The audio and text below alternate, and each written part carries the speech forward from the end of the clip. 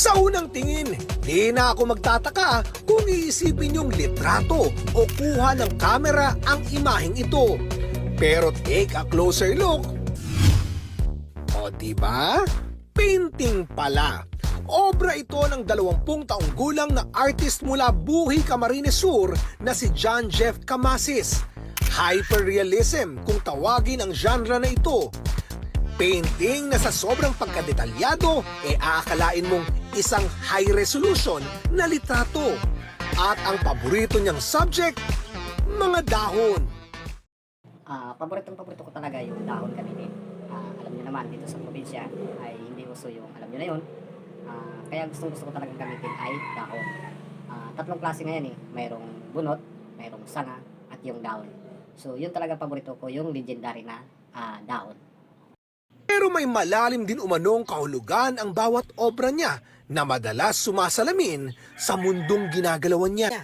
Tulad po nito, napaka-realistic po nito, itong drawing ko na to. Kung makikita nyo po yung palayan dito, buhay na buhay pa po yung mga palayan, hindi pa po na-harvest. Saka yung bahay niya po, may makikita po kayo sa baba na may aso na nakatali. Yan po yung alaga ni nanay. Si nanay po nasa taas, inaabot niya po kasi yung manok sa taas Ayun. Kung makikita nyo, napaka-realistic po ng manok. Saka yung ano po niya, yung pagbuka niya ng kamay kompleto pa yung daliri niya. Saka ito yung araw, kung mapapansin nyo, nasa likod siya ng bundok kasi papasibol pa lang siya, kaya ganyan. Tapos yung bundok ko, napaka-realistic masyado yung drawing ko na to. Bata pa lang daw talaga, mahilig na mag-drawing si John na natutunan daw niya kakagaya sa kanyang mga kuya.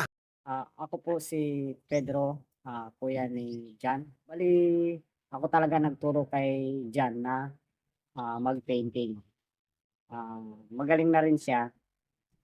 Kahit ano ipadrawing nyo, tiki, langgam, ipis, bayawak, kung ano-ano pa. Pero sa maniwala kayo sa hindi, ang kanyang mga hyper-realistic na obra, natutunan lang daw niya nang magsimula ang pandemya. Simula ako na mag-painting nung hindi ka nasisenta pa. Ngayon natutuwa ako dahil nakapag-invest na ako ng 2 barko, 3 tangke bigera, 2 helicopter, at nagpatayo na rin ako ng airport, at saka ngayon ay nagpapagawa na ako ng mental hospital. Ipinost daw niya ito sa social media at ayun na, sunod-sunod na ang dating ng mga taong nagpapadrawing sa kanya. Malaki rin daw ang naitulong nito para matustusan ang kanilang mga pang-araw-araw na gastusin. Pero higit pa umano sa kinikita niya ngayon, ang mas mahalaga raw. Isa lang talaga masasabi ko, sobrang in love talaga ako sa dahon. Itsura pa lang at kulay, may in love ka talaga.